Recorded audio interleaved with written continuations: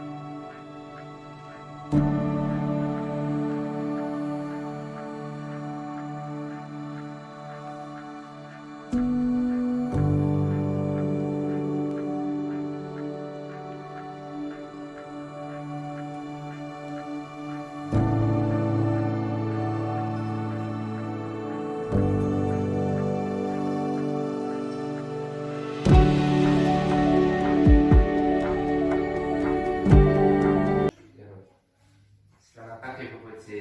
Selamat pagi Mas Fatoni, silakan duduk.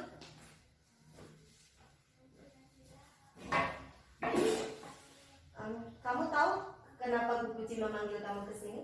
Mungkin berkaitan dengan tugas Bu. Ya benar. Tapi kemarin kamu masuk sekolah kan? Ya Bu, masuk saya tapi tidak mengumpulkan tugas. Mas Fatoni, semua orang pernah melakukan kesalahan, termasuk juga Bu Puji.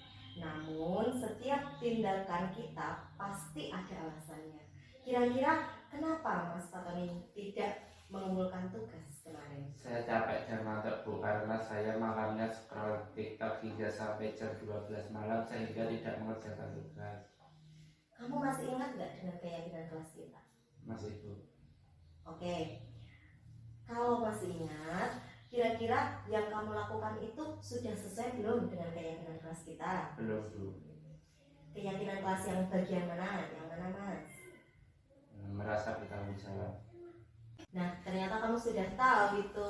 Lalu, apakah kamu punya solusi untuk masalah ini? Ya Bu, yang pertama saya minta maaf, yang kedua besok saya tidak tidur terlalu malam, yang ketiga besok saya akan mengerjakan tugas dari Bu Puji dan saya akan kumpulkan. Baik, Bu Puji sangat mengapresiasi Mas Tony karena Mas Tony sudah memiliki rasa tanggung jawab. Mas Tony, sekarang Mas Tony boleh kembali lagi ke kelas Mas Tony. Terima kasih Bu Puji, permisi. Ya, sama-sama. Selamat pagi, Bu. Selamat pagi Mbak Ika. Mbak Ika, Jumat kemarin Mbak Ika tidak ikut ekstra kegiatan pramuka ya? Iya, Bu, maaf soalnya saya buru-buru pulang karena diajak ayah piknik ke Bandung. Wah, pasti sangat menyenangkan sekali diajak piknik. Bu Puji juga akan sangat senang bila diajak piknik. Tapi, apakah yang kamu lakukan sudah sesuai dengan aturan sekolah? Tidak, Bu, karena saya tidak mengikuti ekstra pramuka tanpa izin. Kamu masih ingat nggak dengan keyakinan sekolah kita? Kira-kira apa sih keyakinan yang belum kamu terapkan? Tertib mengikuti kegiatan sekolah, Bu. Kira-kira apa yang bisa kamu lakukan agar kamu bisa menerapkan apa yang sudah kamu yakini? Saya bisa minta izin kepada pembina pramuka, Bu. Selain itu, mungkin ada yang lainnya? Saya mengikuti ekstra dulu, baru ikut ajakan ayah, Bu. Berarti kamu sudah paham kan bahwa kamu harus tertib terhadap aturan sekolah. Iya, Bu, insya Allah saya akan berusaha lebih tertib lagi. Baik, sekarang Mbak Ika boleh kembali ke kelas Mbak Ika lagi. Iya, terima kasih, Bu. Ya.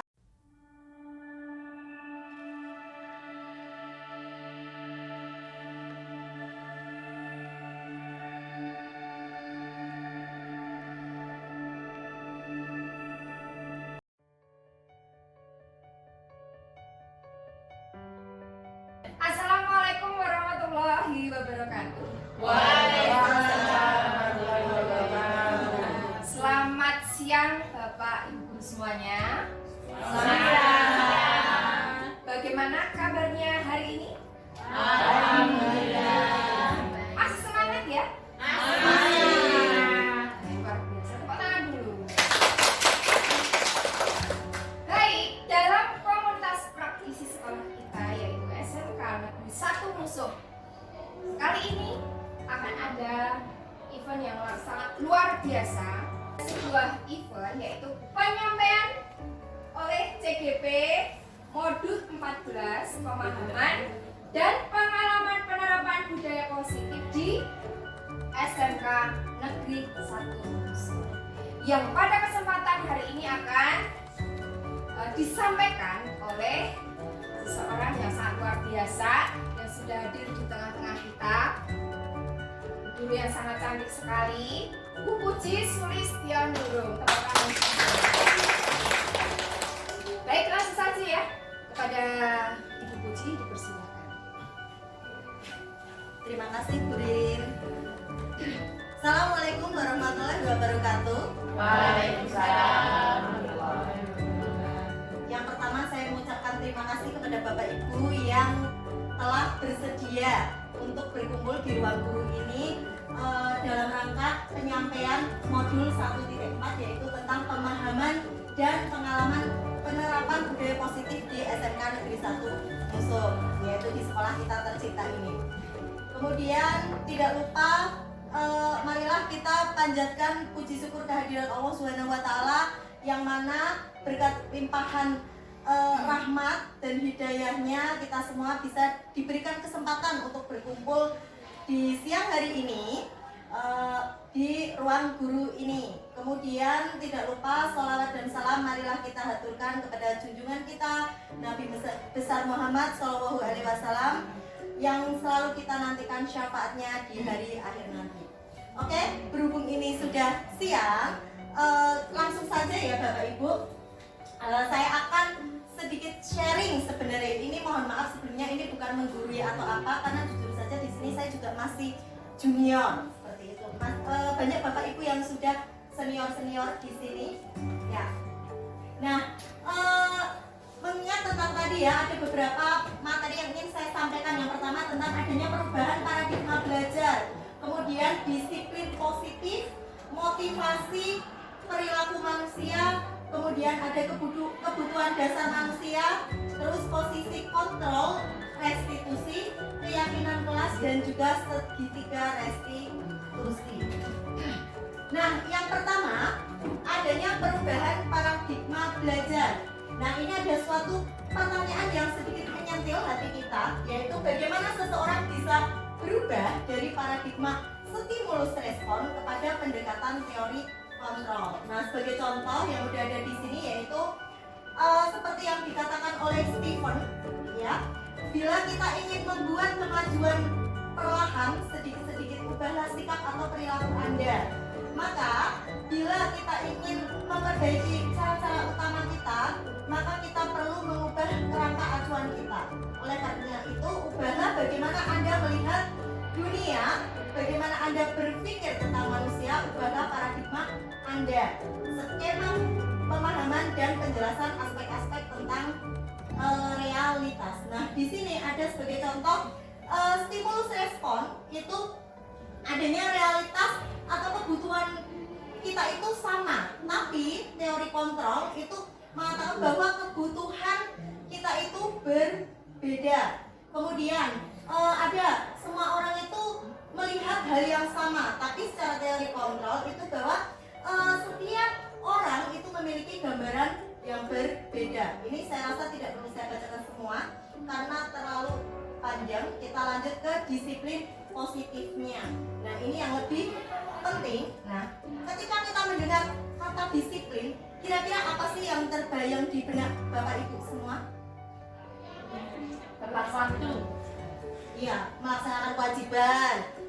Terus tepat waktu, boleh. Terus apa lagi kira-kira? Hukuman. Iya. Biasanya kan yang kalau misalnya seandainya contohnya siswa itu terlambat datang ke sekolah, itu dinyatakan tidak disiplin, biasanya dihukum. Ya, yang sering kita lakukan seperti itu kan Bapak Ibu. Nah, di mana di sini kebanyakan orang akan menghubungkan kata disiplin dengan tata tertib, teratur, dan kepatuhan pada suatu peraturan. Nah, kata disiplin ini juga sering dihubungkan dengan yang namanya hukuman. Padahal itu sungguh berbeda karena belajar tentang disiplin positif tidak harus melulu dengan memberikan hukuman. Nah, justru itu salah satu alternatif terakhir bila perlu tidak digunakan sama sekali yang namanya hukuman. Nah, di sini kemarin ada di modul 1.4 saya juga belajar seperti itu. Ternyata yang selama ini saya lakukan itu ternyata belum tepat terhadap siswa pada saat penanganan terhadap siswa yang indisipliner. Nah, di sini menurut Ki Hajar Dewantara sejalan dengan pandangan Dayeng. Nah, ini Dayeng mengatakan bahwa arti kata disiplin berasal dari bahasa Latin yaitu disiplin yang artinya belajar. Nah, kata disiplin itu juga dari akar yang sama dengan yang namanya disciple atau murid yaitu pengikut.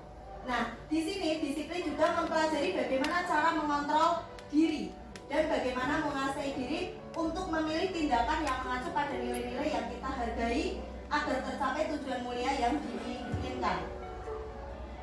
Kemudian dengan kata lain, seseorang memiliki disiplin diri berarti mereka bisa bertanggung jawab terhadap apa yang dilakukan karena mereka melakukan tindakan itu berdasarkan nilai-nilai kebajikan universal. Jadi siswa itu akan melakukannya dengan penuh kesadaran, gitu, tanpa keterpaksaan. Oke, nah di sini ada motivasi perilaku manusia. Setiap manusia mesti punya suatu motivasi untuk melakukan sesuatu. Nah, di sini motivasi perilaku manusia ini yang pertama itu untuk menghindari ketidaknyamanan atau hukuman. Nah, itu akhirnya biasanya siswa melintir atau apa. Nah, seperti itu. Terus ada juga untuk mendapatkan imbalan atau penghargaan. Orang melakukan sesuatu itu ada motivasi tertentu. Saya tak berangkat rajin biar dapat imbalan. Kemudian ada juga untuk menjadi orang yang mereka inginkan dan menghargai diri sendiri dengan nilai-nilai yang mereka percaya. Nah, ini ada 3 tipe. Oke, selanjutnya, nah ini Bapak Ibu, perbedaan yang namanya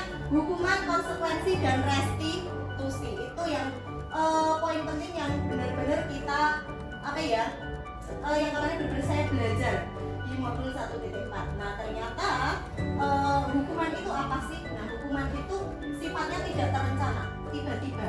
Misalkan siswa datang terlambat, ya wes, kadang kita menghukum dikon nyapu halaman, kadang untuk membersihkan kamar mandi dan lain sebagainya. Nah itu yang namanya tiba-tiba, dan itu hanya satu arah gitu. Jadi dari guru dan siswa bahkan tidak tahu media pakai, istilahnya seperti itu. Kemudian berbeda dengan konsekuensi. Kalau konsekuensi itu berdasarkan kesepakatan. Jadi siswa pun apabila melakukan kesalahan dia menjalani konsekuensinya pun dengan penuh kesadaran, karena sebelumnya ada kesepakatan. Seandainya kamu tidak mengumpulkan tugas dengan tepat waktu, nah itu konsekuensinya apa? Nah itu sebelumnya sudah disepakati. Mungkin nilainya berbeda dengan teman yang mengumpulkan tepat waktu. Nah seperti itu. Kemudian berbeda lagi dengan yang namanya restitusi. Nah ini baru yang namanya proses. Nah ini benar-benar hal baru yang saya pelajari di CGP ini. Nah itu restitusi merupakan proses menciptakan kondisi bagi murid untuk memperbaiki kesalahan mereka, sehingga mereka bisa kembali kepada kelompok mereka. Nah di restitusi ini murid itu akan belajar untuk mencari solusi dari permasalahan yang mereka hadapi, dan kemarin saya pun sudah mempraktekannya di sini tentang restitusi. Nah ini perbedaannya begitu. Jadi antara hukuman, konsekuensi dan restitusi, nah di sini sebagian besar malah hukuman itu ternyata tidak bisa memberikan efek jera terhadap siswa seperti itu, karena malah siswa semakin kebal istilahnya. Sebagai contoh, misal ini ada identitas gagal hukuman. Misalkan murid atau anak belajar menyembunyikan kesalahan, kan ada ketidakjujuran kan di situ. Nah ini kalau konsekuensi itu murid atau anak belajar dari sebuah peraturan yang kita buat atau kita sepakati. Kemudian berbeda lagi dengan restitusi, itu murid akan belajar menjadi problem solving. Mereka akan belajar untuk memecahkan masalah. Seandainya mereka mempunyai kesalahan, mereka akan mencari solusi untuk masalah mereka sendiri, dan itu dengan kesadaran mereka tanpa kita untuk menyuruh kamu harus ngapain, harus apa. Nah seperti itu sebagai contohnya. Kemudian di sini ada motivasi perilaku manusia. Nah ini kembali lagi ke motivasi. Di sini ada sisi motivasi internal untuk menjadi orang yang mereka inginkan, terus menghargai diri sendiri dengan nilai-nilai yang mereka percaya. Itu biasanya motivasi internal. Nah kita sebaiknya itu menghindari yang namanya hukuman dan pemberian penghargaan yang berlebihan, karena ini bisa untuk meminimalisir motivasi eksternal dalam diri murid. Misalkan sebagai contoh, kadang kalau kalian nilainya tertinggi akan dibelikan ini. Nah siswa itu akan termotivasi belajar hanya ingin diberikan sesuatu, ya reward, mendapatkan reward. Nah pada dasarnya manusia juga memiliki kehidupan kebutuhan dasar manusia, di mana itu kebutuhan dasar manusia ada 5. Yang pertama adalah kebutuhan bertahan hidup. Nah ini hubungannya dengan kehidupan kita sehari-hari ya, misal kayak kebutuhan kesehatan, rumah, makan. Nah itu untuk bagaimana kita bertahan hidup. Kemudian kebutuhan dasar lainnya yaitu kasih sayang dan rasa diterima. Nah ini yang paling penting, dimana kebutuhan akan hubungan dengan koneksi sosial dengan teman atau suatu komunitas, kebutuhan untuk memberi dan menerima kasih sayang, dan kebutuhan untuk merasa bahwa dia menjadi bagian dari satu kelompok itu. Kemudian ada juga kebutuhan penguasaan. Nah ini keinginan yang dianggap berharga, dan dia merasa setiap orang itu pasti punya rasa ingin dihargai, ingin dihormati. Nah sebagai contoh seperti itu kalau untuk penguasaan. Kemudian tentang kebebasan. Nah kebutuhan akan kebebasan. Nah ini bahwa ini kebutuhan akan tentang kemandirian, otonomi, karena kan nggak mau diatur juga seperti itu. Terus memiliki pilihan dan mampu mengendalikan arah hidupnya. Terus yang terakhir adalah setiap orang kan juga poin paling penting ini yang namanya kebutuhan kesenangan seperti itu. Nah ini kebutuhan untuk mencari kesenangan yaitu bermain, tertawa seperti itu. Nah ini yang perlu kita pahami bahwa anak-anak kita juga membutuhkan 5 poin ini, 5 kebutuhan dasar manusia. Nah, kita akan setelah dari kebutuhan 5 kebutuhan dasar manusia, kita akan belajar ke posisi kontrol. Nah, posisi kontrol itu ada 5. Yang pertama sebagai penghukum, kita sebagai seorang guru ada bisa sebagai penghukum. Yang kedua pembuat merasa bersalah. Terus yang ketiga kita memposisikan sebagai teman. Yang keempat memposisikan sebagai pemantau. Dan yang kelima memposisikan sebagai manajer. Kira-kira yang sering kita lakukan apa ya Bapak Ibu? Kita memposisikan sebagai apa kira-kira? Yang sudah penghukum. Terus pembuat merasa bersalah? Ya, pembuat merasa bersalah kadang ya. Menjadi teman, pernah memposisikan sebagai teman? Ya. Pemantau? Ya. Kalau sebagai manajer? Ya. Kalau saya malah belum pernah menjadi sebagai manajer ya. Tapi setelah saya belajar modul 1.4 akhirnya saya baru mengerti. Jadi selama ini paling saya hanya seringnya di poin 1, 2, dan 3 gitu. Ada malah poin keempat sebagai pemantau saja. Tak biarkan. Sebagai penghukum misalnya, kamu terlambat, kamu harus membersihkan kamar mandi misalkan. Nah itu kan langsung seperti itu. Kemudian ada yang membuat merasa bersalah. Yaitu salahmu, ngopo yang sepatu putih, jadi kan aturannya sepatu itu kudu ireng. Nah itu sebagai contohnya seperti itu. Makanya kan gue kena hukuman tau. Ya, terus kemudian sebagai teman, ya kan kita ngelus, ya kan. Nah, itu sebagai teman karena kebetulan anak-anak didik kita kan usianya kan belasan ya, seumuran dengan kita gitu kan, beda-beda tipis ya kan, 17 kelas saya. Kemudian sebagai pemantau. Dan yang terakhir yang paling penting yang diinginkan di modul 1.4 yaitu kita itu diharapkan memposisikan guru itu sebagai manajer, dimana kita itu hanya istilahnya apa ya, manajer itu kan baru ngawasi, istilahnya penuntun. Nah, kamu gimana? Terus apa yang kamu lakukan sudah benar? Nah, seperti itu. Terus sampai akhirnya kita menggiring anak sampai bahkan menjadi problem solving, menuntun anak untuk apa ya? Istilahnya mencari solusi ya dari permasalahan tersebut. Nah, ini sebagai manajer apa? Menolong siswa untuk menemukan solusi atas permasalahannya sendiri. Kemudian posisi manajer mengacu pada restitusi yang dapat menjadikan murid sebagai manajer bagi dirinya sendiri sehingga tercipta identitas positif atau berhasil pada diri murid sendiri. Misalkan sebagai contoh, ada anak yang tidak mengumpulkan tugas, ini contoh kasus. Nah, kita kan panggil anak. Terus kenapa kamu kemarin belum mengumpulkan tugas ya? Seperti itu. Iya, Bu. Nah, misalkan kita itu akan bertanya. Setiap orang pasti punya salah, begitu pula dengan Bu Puji. Nah, itu juga ada poin di mana kita nggak memarahi ya statusnya. Nah, anak itu akhirnya mikir, nah kira-kira kenapa? Tapi setiap kesalahan pasti ada motivasi, ya kan, ada alasannya. Kira-kira kenapa kok kamu tidak mengumpulkan tugas? Nah, kita menggali dulu. Nah, karena ini Bu. Nah, itu baru.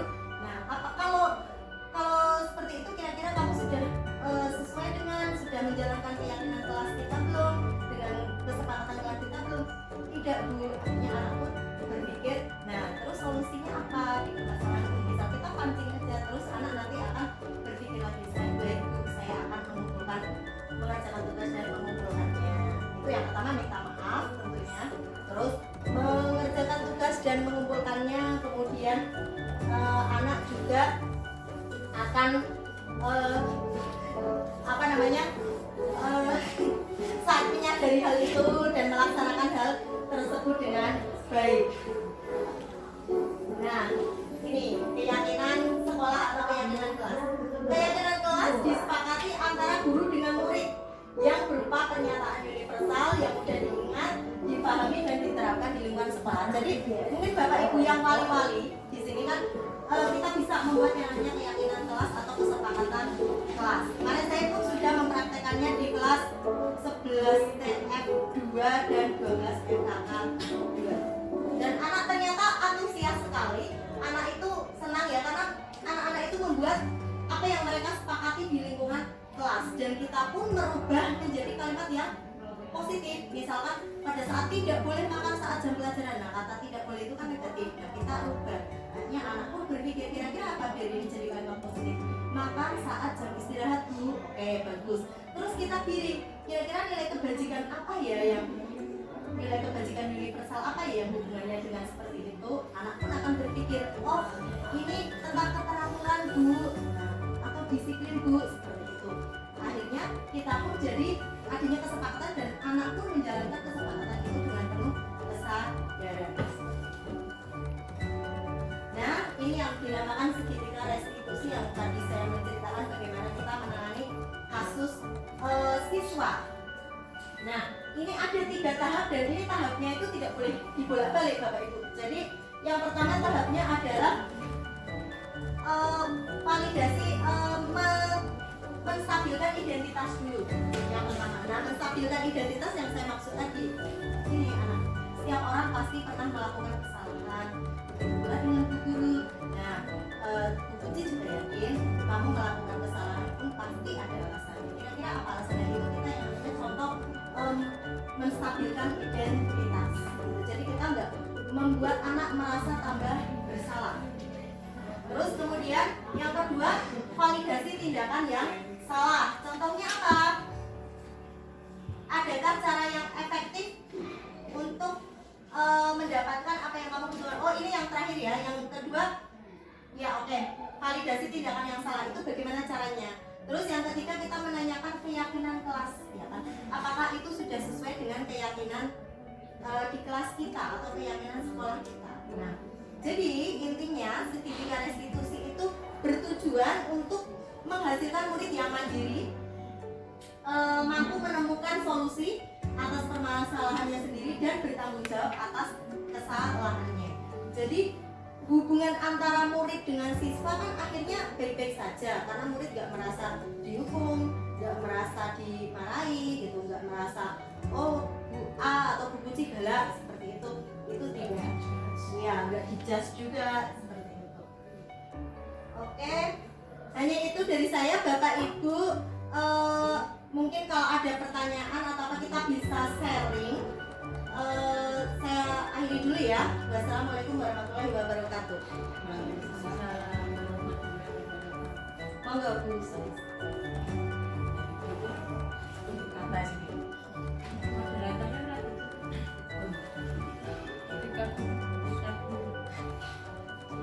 Ada pertanyaan dari presentasi yang sudah saya paparkan? Ya, silakan Bu Sulis. Tadi dijelaskan bahwa bagi Bapak Ibu yang wali kelas silakan untuk membuat kesepakatan kelas. Karena itu kan mungkin bisa berlaku di siswa SD yang gurunya dengan guru kelas.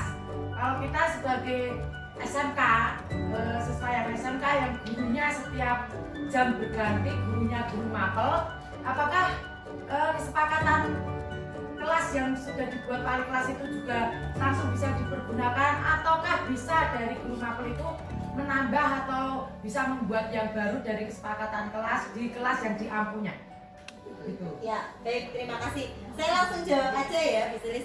Ya, jadi sebenarnya bukan hanya wali kelas saja, jadi setiap Bapak Ibu guru mata pelajaran juga bisa membuat kesepakatan kelas. Saya pun bukan wali kelas, tapi saya guru mapel, tapi saya sudah membuat kesepakatan kelas di kelas T11 TF2 dan juga 12 FKK 2. Dan setiap guru itu kan mesti punya apa ya, kesepakatan dengan siswa yang berbeda ya. Misalkan katakanlah siswa datang tepat waktu ke kelas, masuk ke kelas, berarti gurunya juga harus datang tepat waktu ke kelas seperti itu. Dan itu juga kesepakatan kelas tersebut kan gak hanya untuk berlaku untuk siswa, tapi juga gurunya, karena kita sebagai guru kan juga memberikan contoh ya terhadap siswa seperti itu. Bu Sulis, terima kasih. Sudah jelas atau ada? Ya, terima kasih. Jadi boleh-boleh saja nggih, Ya. setiap guru harus membuat kesepakatan. Ya. Terima kasih Bu. Ye, sami-sami. Monggo, Bapak atau Ibu guru yang lainnya? Ya, silakan Bu Dewi. Ya baik Bu, yang ingin saya tanyakan bagaimana cara kita mengalihkan untuk dari hukuman ke restitusi yang sepertinya lebih nyaman buat siswa, yang seperti yang Bu Puji jelaskan tadi. Dan bagaimana cara mengalihkan dari hukuman ke restitusi? Ya, terima kasih. saya akan langsung menjawab. Nah, jadi kan tadi ada hukuman, konsekuensi, dan restitusi ya. Nah, kan harapannya kan setelah belajar dari CKB ini kita akan Bapak Ibu guru nanti menghindari yang namanya hukuman dan kita beralih ke restitusi. Nah, ini beruntungnya kita itu sekarang kan sudah ada kurikulum merdeka. Nah, di sini kan kita memerdekakan siswa ya kan untuk mencapai keselamatan dan kebahagiaan setinggi-tingginya ya kan dari filosofi Ki Hajar Dewantara. Nah, di sini selain itu kan juga siswa nanti restitusi itu siswa akan jadi berpikir seperti yang sudah saya jelaskan tadi, bahwa berpikir untuk mencari solusi dari masalah yang dihadapinya, dan siswa pun akan lebih menjadi bertanggung jawab dan menjalankan konsekuensinya atau menjalankan solusi dari permasalahan yang sudah dia buat itu dengan penuh kesadaran seperti itu Bu. Jadi nggak ada keterpaksaan dan hubungan siswa dengan guru pun baik gitu, nggak ada dendam. Karena kan kalau kita menghukum siswa ujung-ujungnya kan besoknya dendam. Iya, kadang malah tidak berhasil juga Bu, mental. Iya, siap, betul. Jadi kadang malah siswa akhirnya itu tidak menimbulkan efek jerah juga kan kalau kita memberikan hukuman terhadap siswa, tapi malah menimbulkan efek dendam kesumak di hati siswa seperti itu. Mungkin ada yang ingin bertanya, Bapak Ibu yang lain? Ya, Bu Mutamimah silakan.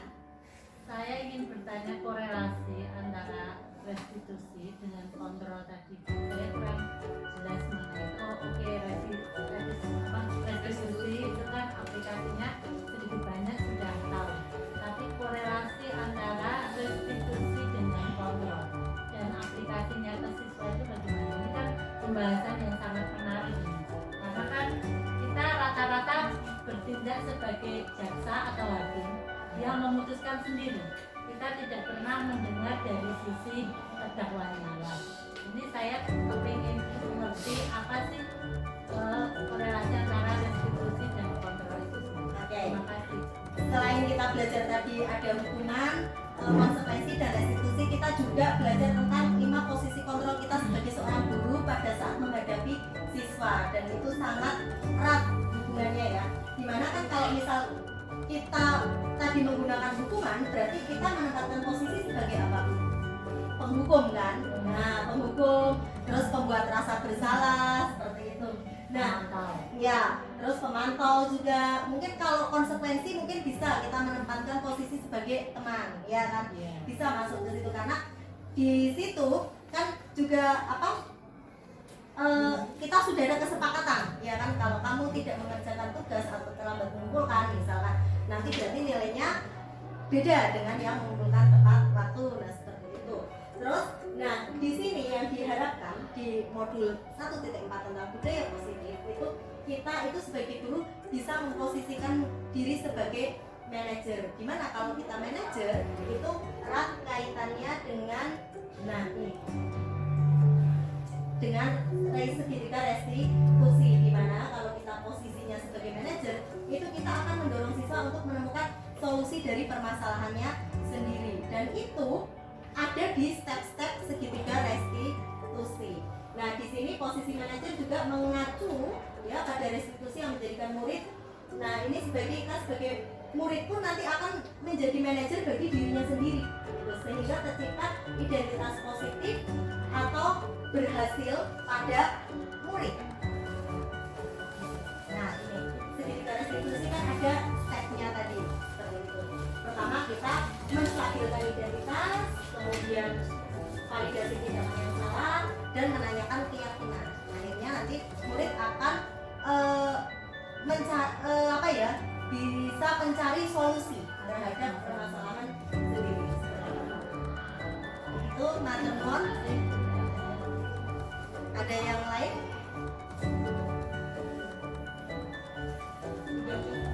Ya, kalau sudah tidak ada berarti saya cukupkan sekian. Terima kasih atas antusiasmenya Bapak Ibu guru semuanya, dan harapan saya kedepannya kita bisa menerapkan ini di sekolah kita agar tercipta budaya positif dan siswa kita benar-benar merasa merdeka belajar seperti itu. Jadi karena kita kan sekarang kan udah kurikulumnya sudah kurikulum merdeka, ya bukan ala-ala zaman kita dulu ya, kita kan masih kolonial banget seperti itu. Jadi kurang lebihnya saya mohon maaf karena kesempurnaan hanya milik Allah semata. Saya hanya sebagai manusia biasa. Terima kasih, saya akhiri. Wassalamualaikum warahmatullahi wabarakatuh. Baik, tadi luar biasa sekali penyampaian diseminasi dari Bu Puji, dan tentu saja membuka dimensi pengetahuan kita lebih mendalam lagi ya di masing-masing. Sekali lagi kita beri tepuk tangan buat